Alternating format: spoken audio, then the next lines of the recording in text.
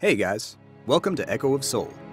This is a massive game chock full of PvE and PvP content, customizable classes, and drop-dead gorgeous environments. There's too much here to fit in just one video, but we want to start with some of the awesome PvE options that EOS has in store. To do that, we're going to take you through a day in the life of a warrior. This is Magnus. Say hi, Magnus.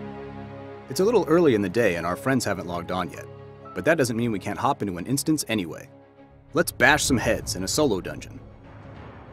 Without a party to back us up, we need to use all of our strongest attacks to dispatch our enemies. Monsters aren't the only danger either.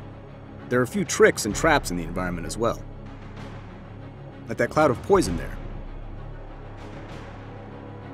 A solo boss will only drop gear for the class you're playing, so it's a really efficient way to gear up for more late game content.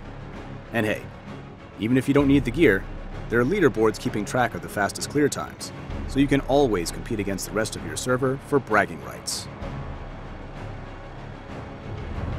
Alright, we've picked up a few upgrades from the solo dungeon, so we're going to head to the city of Ignia for a break. Ignia is sprawling and picturesque, as a capital city should be.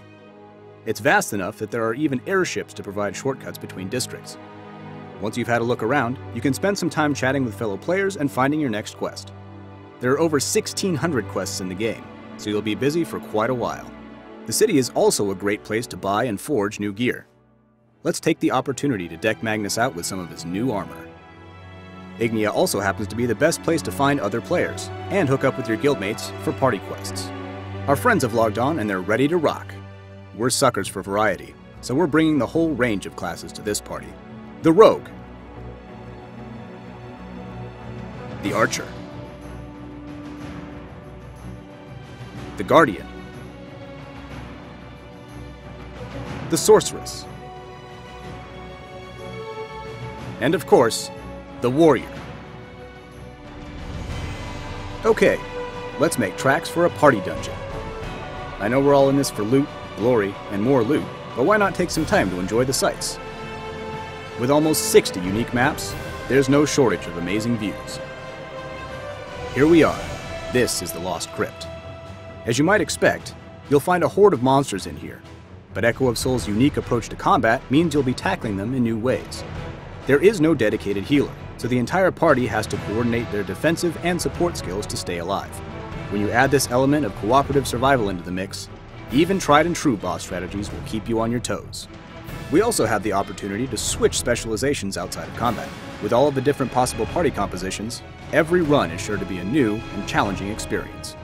As a warrior, Magnus can either tank or go for sustained melee damage. The Archer, on the other hand, can inflict maximum damage at range or buff the party in a support role. Great job, guys! Well, what are you waiting for? Check out that sweet loot. Go ahead and celebrate. You've earned it. Even after all that, there's still plenty of content we haven't hit yet.